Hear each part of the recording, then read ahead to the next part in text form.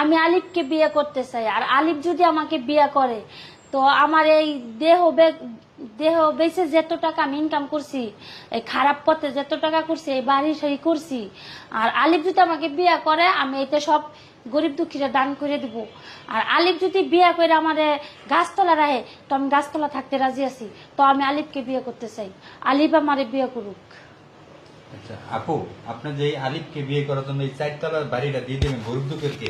হ্যাঁ, শুধু আলিফ বিয়ে করলে? আলিফ আমার একবার কোক আমি বিয়ে করবো, মানে সবকিছু দিয়ে দেবো। মানে আপনার এই 4 তলা বাড়ি কি দিয়ে দিবেন? অবশ্যই দিয়ে দেবো। আলিফের জন্য আমি সবকিছু দিতে পারি না, আমি এক কাপড়ে বাইরে যাবো আলিফের হাতে। মানে আলিফ যদি আপনাকে বিয়ে করে এই 4 তলা যে আপনার এই বিল্ডিং বাড়িটা করছেন যে দেহ ব্যবসা কইরা, এই বাড়িটা সহ যা আছে অসহায় ব্যক্তি যাদের কাছে দান করে দিবেন? আপনি বুঝে শুনে বলতেছেন তো? বুঝে শুনে মানে সবকিছু দিতে হবে। যে পায়ে হেঁটে ওয়াশ করে এসে 1 বছর পর ওর জন্য আমি সবকিছু করতে পারি। আমার এই এত সুখের দরকার নাই। আলিফের আমি গাছতলা থাকবো, আমার এই সুখ পালং খাটের দরকার নাই, এত টাকা পয়সার দরকার নাই। ও কষ্ট করে যদি পায়ে হাইটে খায়া না খায়া ওয়াশ করে আইতে পারে তাহলে আপনি তো শুনেন, আপনি তো এমনি তো বাদ দিতে পারেন, আলিফ লাগে না তো। আপনি যে এত কিছু বুঝেন, আপনি যে এত কিছু বলতেছেন এইভাবে, হ্যাঁ, যে আলিফ যদি আপনাকে বিয়ে করে তাহলে আপনি সবকিছু ছেড়ে দিবেন, দেহ ব্যবসা পরে করবেন, এটা গ্যারান্টি কি?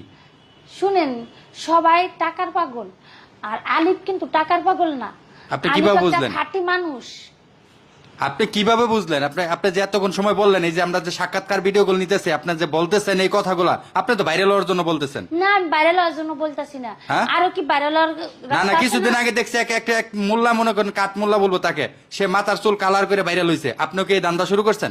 না, আমার শুনেন, আমি এর আগে একজনের সাথে মানে বলছিলাম তুমি যদি আমাকে বিয়ে করো তাহলে আমার সয় সম্পত্তি টাকা পয়সা। মানে আগে বলছিলেন, বুঝলাম না কথাটা। মানে এর আগে একজনকে বলছিলাম। মানে আপনি কি বারবার বিয়ে হইতে চাইতেছেন নাকি? বারবার না, ওনাকে আমার কথা শুনেন।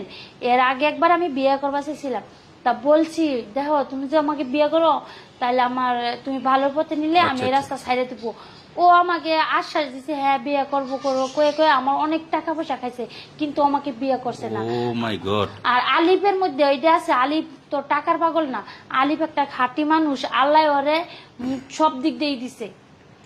শুনেন, আমরা সবসময় ইসলাম দৃষ্টিতে শুনে আসতাম যে একটা খারাপ মানুষকে ভালো করলে সে নাকি হ্যাঁ হজের সওয়াব হয়। আর আলিফ ভাই, আপনাকে অনুরোধ করে বলতেছি, যদি এই ভিডিওটা দেখেন, আপনার জন্য সে তার 4 তলা বাড়িটা পর্যন্ত দিয়ে দিবে, হ্যাঁ, তাহলে বুঝেন কতটুকু আপনাকে ভালোবাসে। আর সে আয়শা বলতেছে ভিডিওর মাধ্যমে, সে তার যদি মানে দেহ ব্যবসা করতে, সে ওপেনলি বলতেছে, যেটা মানুষ কেউ বলে না, যত রকম খারাপই হোক, সে বলতেছে ভালো হওয়ার জন্য, যেন আপনি যদি এই মেয়েটাকে খুবই মানে দেখার পরে যদি ভালো করতে চান, তাহলে এই মেয়েটার সাথে আর অথবা এই এই মানুষটার সাথে, এই মেয়েটির সাথে অবশ্যই আপনি যোগাযোগ রাখবেন বা একটু যোগাযোগ করবেন, যেন এই মানুষটা ভালোর পথে আসতে পারে। হয়তোবা আপনার একটু পরামর্শের জন্য হয়তোবা এই মানুষটা ভালো দিকে যাইতে পারে। আপনার কাছে অনুরোধ থাকবে। আপনি কি আর কোনো কিছু বলতে চান? আর কিছু বলতে চাই, আলিফ একটা কথা বলতে চাই, আমি মরার আগে ভালো হয়ে যাইতে চাই।